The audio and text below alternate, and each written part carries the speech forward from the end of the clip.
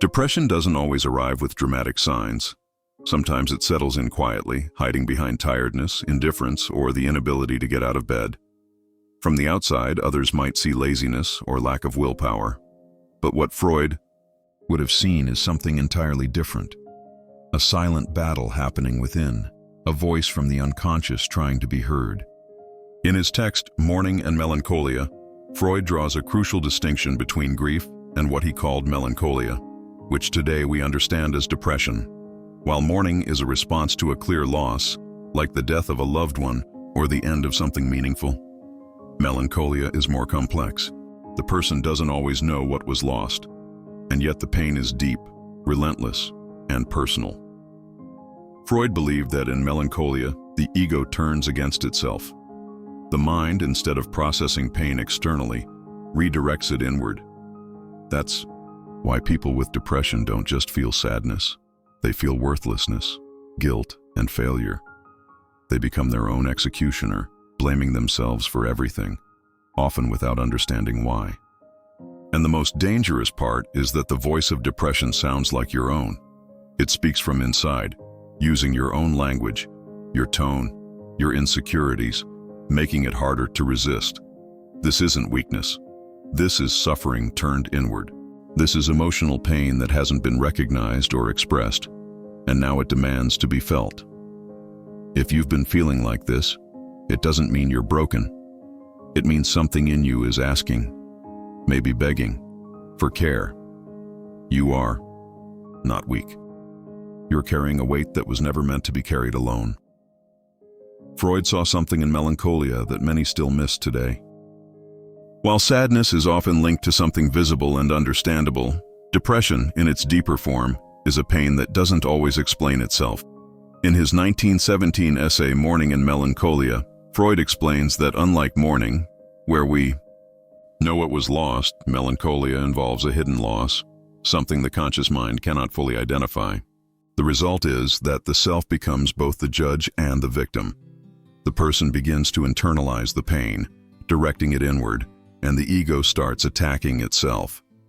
This process is subtle but devastating. Instead of grieving something or someone out there, the person grieves themselves. Their own identity, their own worth, their own place in the world becomes the target of an unconscious attack. The result is not just sadness but guilt.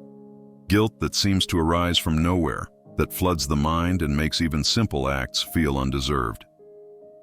Freud believed this was the key to understanding deep depression. The person doesn't know what exactly they lost, so they begin to believe the loss is themselves. And so begins the cycle of self-blame, self-punishment, and emotional paralysis. This is not just emotional weakness, it's an internal war. And like every war, it leaves ruins behind, invisible to the world but painfully present inside. Understanding this is the first step to breaking the cycle. You're not guilty. You're hurting in a place that words alone often can't reach. There's a moment in depression when the pain becomes personal. It's not just about sadness anymore. It's about identity. You no longer believe you are simply feeling down. You begin to believe that you are the problem. And this shift is brutal. Freud understood that in melancholia, the ego turns inward, and what follows is a kind of self-violence. The mind begins to produce a voice, subtle at first, then constant, that criticizes, condemns, and diminishes you. This voice doesn't come from the outside. It uses your memories, your regrets, your insecurities. It sounds like you, but it isn't truly you. Freud associated this process with the superego, the harsh internal critic formed from early experiences of judgment, shame, or rejection. In depression, this voice gains power, and it speaks with absolute authority. You believe it without question. You stop defending yourself. You stop asking if it's true. You simply absorb it. That's how depression grows, not from the presence of sadness alone, but from the erosion of self-worth. You're not just hurting, you're being hurt by your own mind. But here's the truth. The voice attacking you is not your essence. It's a reflection of pain that hasn't been processed. And that voice, no matter how loud it feels, can be challenged. You are not your attacker. You are the one trying to survive the attack. One of Freud's most profound insights was that not all grief comes from something visible. Sometimes depression is born from a loss we never named, a rupture we never fully acknowledged. It's not always about losing a person. It can be the slow fading of a dream, the collapse of a sense of purpose, the erosion of self-worth after years of silent disappointment.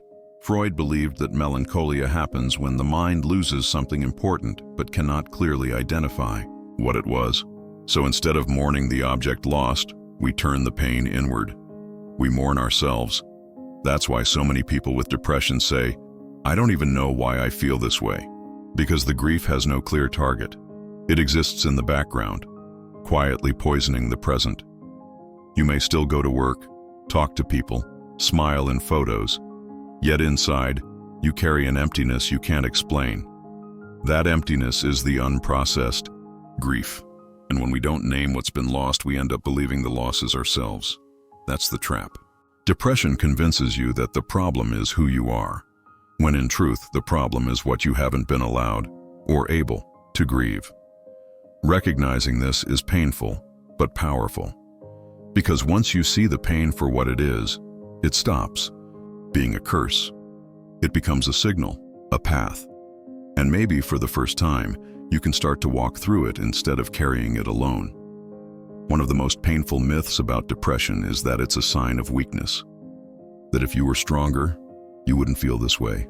That if you really wanted to get better, you already would have. But Freud saw it differently. He saw depression not as a lack of strength, but as an internal struggle so intense, so deeply rooted, that it consumes energy just to maintain the appearance of being okay. Depression is not the absence of effort. It's a silent, exhausting effort to keep going while something inside is breaking. It takes strength to wake up when your body feels like stone. It takes strength to talk when your mind wants to shut down. It takes strength to feel everything so deeply and still be here. People don't see that. Society rarely rewards invisible resilience. It applauds smiles, productivity, and positivity, but ignores the courage it takes just to exist.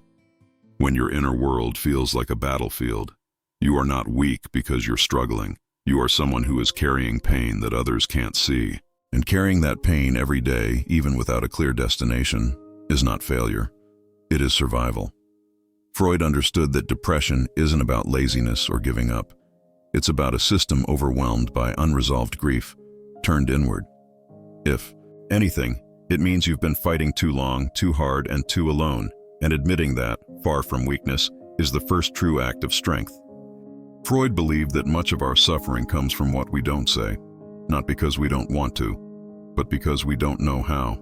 Depression often appears when the unconscious is full and overflowing. It's not just sadness.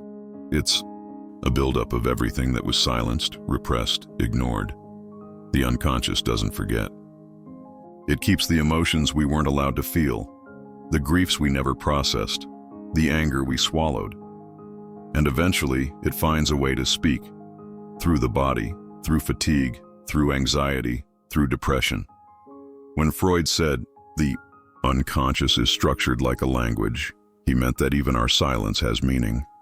The problem is that we're not trained to listen to it. We live in a world that rushes us, that demands clarity, productivity, positivity, and so we lose the ability to pause and hear what's buried inside. Depression may be, in part, your unconscious asking to be acknowledged, not fixed, not erased, but heard. That's why therapy isn't just about talking. It's about discovering the words you didn't even know you needed. It's about giving voice to what was locked away. The path to healing isn't forcing yourself to feel better. It's creating space for what hurts to finally speak. When that space is offered, the unconscious doesn't need to scream. It begins to release. And slowly, you start to feel that you are no longer your pain. You are someone learning to understand it. There's a quiet truth that depression tries to hide. Your pain doesn't mean you're weak. It means you're wounded. And wounds, by their nature, demand care, not judgment. Freud never spoke of depression as a defect of character. He saw it as a psychic process, one filled with internal conflict, unresolved grief, and emotional overload. What you're going through isn't a failure. It's a response, a cry from a part of you that's been hurting for far too long. You've carried the weight alone, in silence, trying to seem okay while your inner world was collapsing. That's not weakness. That's survival. Maybe no one ever told you this before, but surviving in pain is still surviving. And choosing to understand your pain, even just a little, is an act of immense strength. Depression doesn't define you. It reveals that something in you needs attention, needs kindness, needs space.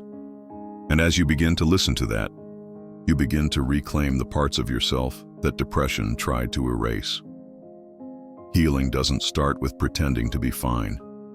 It begins the moment you admit you're not, and still keep going. You are not weak. You are healing from something deep. If this video spoke to you in any way, subscribe to the channel. Here, your pain is seen, and you don't have to pretend you're okay to be welcomed. Leave a comment below. Tell us what resonated with you, or simply write, "I'm here." Sometimes that alone is the beginning of healing. Share this video with someone who might be carrying silent pain too. You are not alone, and you were never meant to face all of this in silence.